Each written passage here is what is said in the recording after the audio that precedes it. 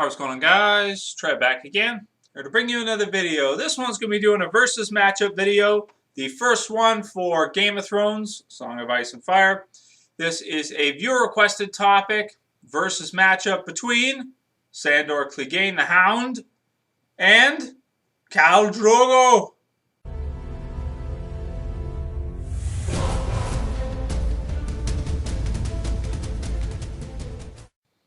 Crownful King. So this is an extremely tough one to call, I think. Extremely tough. Heard people arguing about it in the comments even before I had made the video on it. So I'm going to do the best I can to try to break it down who I think would win versus matchup battle to the death between Khal Drogo and the Hound. So let's run down their accomplishments, so to speak. Abilities, what we normally do. Let's start off with Khal. So Khal Drogo, the leader of the Dathraki Horde. Dude's got the longest freaking hair you'll ever see. Of course, we learn in the series that's because he's basically never been defeated.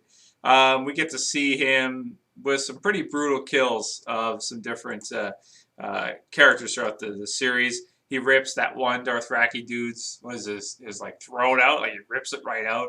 After turning his weapons against him. He's intimidating as hell, played by Jason Momoa. I think that's how you say it. Hawaiian, Momoa. And of course, he doesn't survive out of the first season, but just basically due to illness and what happens to him with the black magic and everything. But definitely a very cool character, leader of his own army, so doesn't answer to anybody. And of course, to be the leader of the Dothraki, you have to be pretty much the toughest Dothraki there is. I mean, if you become leader, you've got to be either the toughest there is in their entire army, or at least one of them. Maybe only lose to people that you haven't fought yet, I would say. And I think he probably is the toughest. The actor is 6'5". So we can say that, he's about the same size as the Hound. The Hound's actor, let's see, Rory McGann, is 6'6". So they're essentially the same height, pretty much. Almost no difference there. Of course, their styles of armor, much different. Dothraki, much faster, lighter on their feet. Don't really use a shield. Rely mostly on dodging and on, kind of strafing back and forth and making the enemy miss, and using their speed and power rather than having on the full armor, which would, of course, slow them down a little bit, and using a sword and a shield, that type of thing. So that's Khal Drogo. Now, let's switch over to Sandor Clegane, the Hound. So definitely another one of the toughest characters in the entire series. Kingsguard of House Clegane, his brother, obviously the Mountain. Horribly scarred from his fights with his younger brother, being burnt in the face. We've seen him fight lots of different characters throughout the series. We've seen him stop the Mountain from killing Night of the Flowers. Let's see.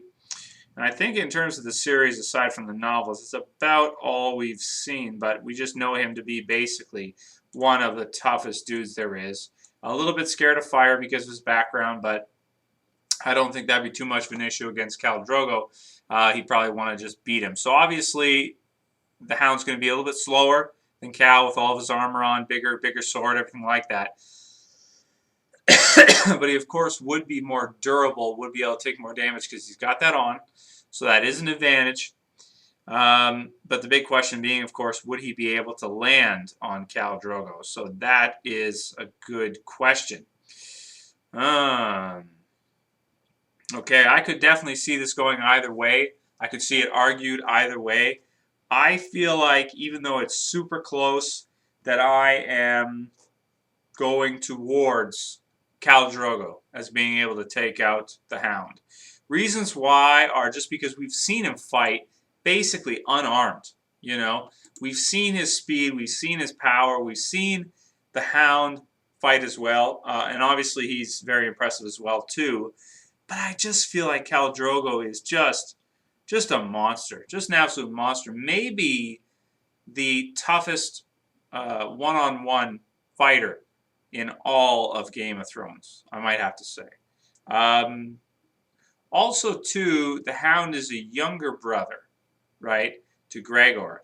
Younger brothers typically get picked on a lot by their older brothers and usually are not quite as tough as them, the Mountain being bigger, being, of course, able to stand up to his brother, as we've seen.